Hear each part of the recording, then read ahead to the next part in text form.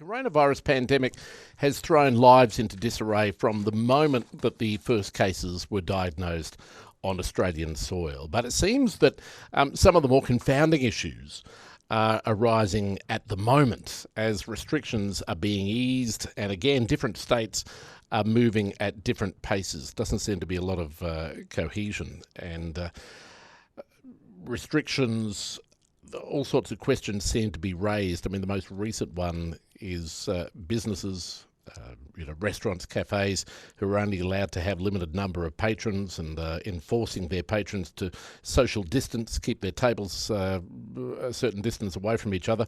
Watch 30,000 people protesting in the Black Lives Matter march in Brisbane, and even more in Sydney over the weekend, and think, how come they can do this and we have to do this? And there's a lot of those cases going on. Boarding schools at the moment around Toowoomba are facing challenges of their own. Students have been allowed to come back, but with social distancing rules still very much in place, there is a limit, and in some cases a drastic limit, on the number of boarders who can actually return to their rooms in their designated boarding houses. Their schools aren't able to accommodate the students in the same number that they normally would. What do those students and their parents do? In some cases, they've had to take extreme measures for their child's education to continue. Let's paint a better picture of that. Linda Evans is the principal of Toowoomba's Fairholme College, and she joins me now. Linda Evans, good morning. Welcome. Good morning, David. How are you? Very, very well. Thank you for your time. This must be very, very frustrating. Could you spell out the situation that faces Fairholme with your boarders at the moment? Because I understand it's different from boarding school to boarding school depending on the design of their boarding houses, really. It is, and I think you would find that all the boarding schools in Toowoomba have met with Darling Downs Public Health, or Darling Downs Public Health have visited and gone through room by room to look at what sort of accommodation limits there are. We have a boarding house with rooms of 4, 3, 2 and 1, and our initial advice was that we could take in 25% of our capacity, but in working with Darling Downs Public Health, we're probably closer to the 60-65% mark, but that leaves 35% of our boarders hanging in the balance. So, and what part of that do you say is unfair or not realistic? I mean, you've managed to increase it up to what seems like a fairly accommodating number, but what are the circumstances there? I mean, you're still not allowed 2 boarders to a room or anything like that. 2 boarders to a room if you have a petition. Okay. So that's allowed us to increase our numbers from that 25%. I guess the difficulties are around how do you choose who comes back? How do you have equity in terms of deciding who needs a bed the most?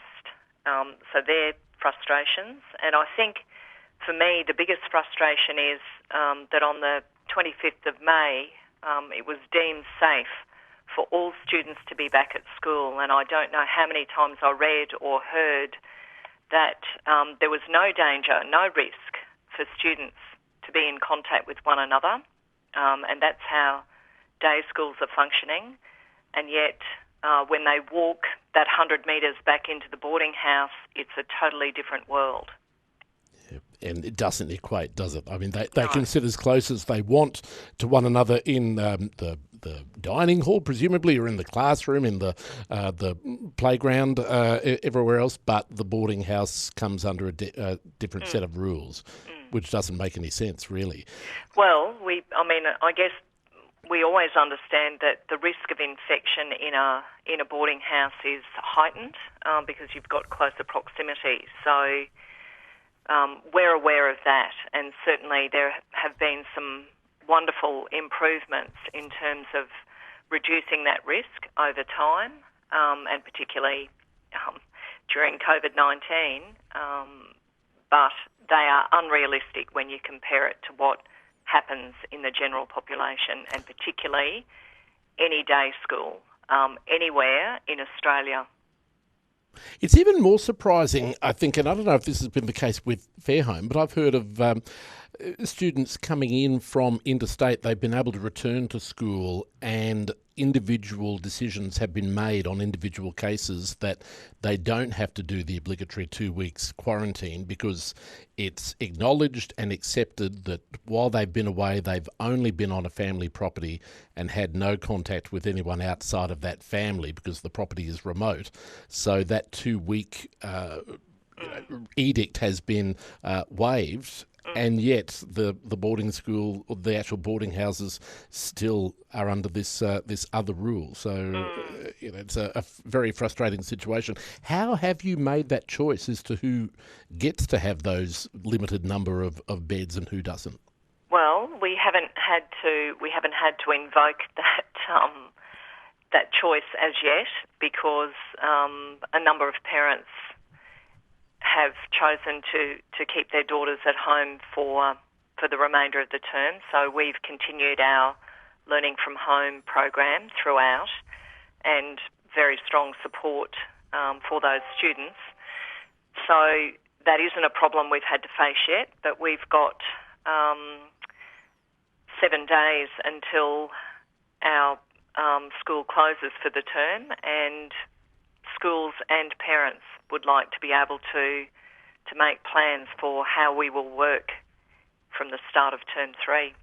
Have there been some parents, I believe, who they have kept their children out of the school, but they have instead actually, set up shop or set up home temporarily here in Toowoomba, either through rented accommodation or stayed with relatives or something to save the school having to make that choice, but still ensure their own daughter's education?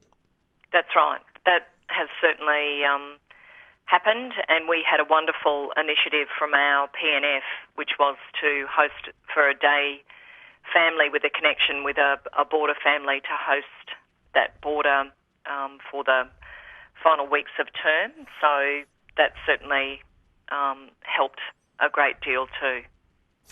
What have you done, or what have all of the boarding schools done collectively to try and get this reviewed? And what sort of progress or what sort of actions have been taken there? Look, I am an email stalker, so I have been prolific in writing, asking questions, particularly of Independent Schools Queensland, who advocate for us, of course.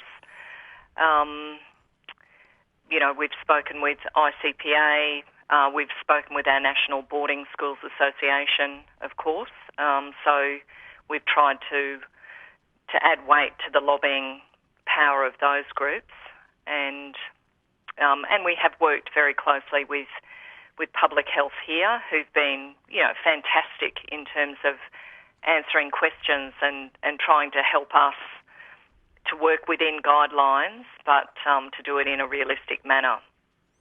So have you had any feedback that indicates that it might be reviewed earlier than when it will change under current circumstances? Well, I know that there is a review going to happen this Saturday. And that is with the health authorities across each state, but the indication at this stage is that there won't necessarily be big changes made. So that's the advice at the moment, that we should have greater clarity after they meet on Saturday, but not necessarily business as usual from the beginning of next term. So at this stage, given that, if that review produces nothing, then what's I've lost track of when we go through various stages, I must admit. So if nothing changes after Saturday, how long will it be before you can go back to full capacity in your boarding house again? No idea. No idea.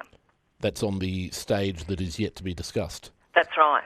And that, I guess that's the frustration is it really has felt like borders have been the forgotten group in terms of schools getting back to operations, and as if they didn't even exist that if you just kept talking enough about what would happen in a day school, everything would be okay, but it's not okay, and it's not fair, and there just hasn't been enough direction for schools or for parents, or for our boarding parents.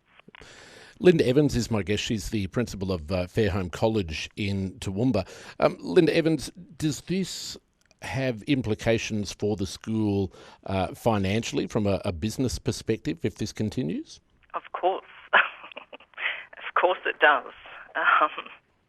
Because we've fundamentally had a full term with boarders, 25% of our boarding population back in for the last 3 weeks of term, and that's been the total income, and we've had exactly the same staffing because of the configuration of our boarding houses. That's, we needed to spread students out, and you need to have staff in those areas, and of course we have 24-hour we have a 24-hour health centre, and that's obviously been critical to have that functional as well. So there's no change in terms of our staffing, which is our greatest expense by far. Of course, yeah. And that's an unsustainable situation right. going into the future. Are you, like other boarding schools, I've heard that some have had to have even 2 sittings of sort of meals for the boarders at that time. Have you had We've been doing that. You've had to go to that as well? Yeah. And of course everything's got to be served, so you can't operate with a bain-marie. The girls are served just to reduce, any food contamination or contact. Everything's individually portioned at breakfast and at lunchtime. So there are extra expenses too with food service and food preparation. Just finally, have independent schools, who are representing all of the schools in this situation, if nothing changes as a result of the review on Saturday, do they have a way of sort of ramping up their lobbying for something to be done about this situation? Have they revealed their plans? Not as yet. I mean, they've been very active in that space and very supportive, and I know that they will continue to do that, to lobby at a government level. And we are ever hopeful that, if you can, if you can attend a football match in Adelaide, 2,000 people on Friday night, I'm hoping that you can have 200 boarders back in a boarding house at the start of next term. Let's hope so. We'll wait and see. Absolutely. Thank you for describing the situation so clearly, Linda Evans. I wish you the best of luck. I appreciate your time. Thanks so much.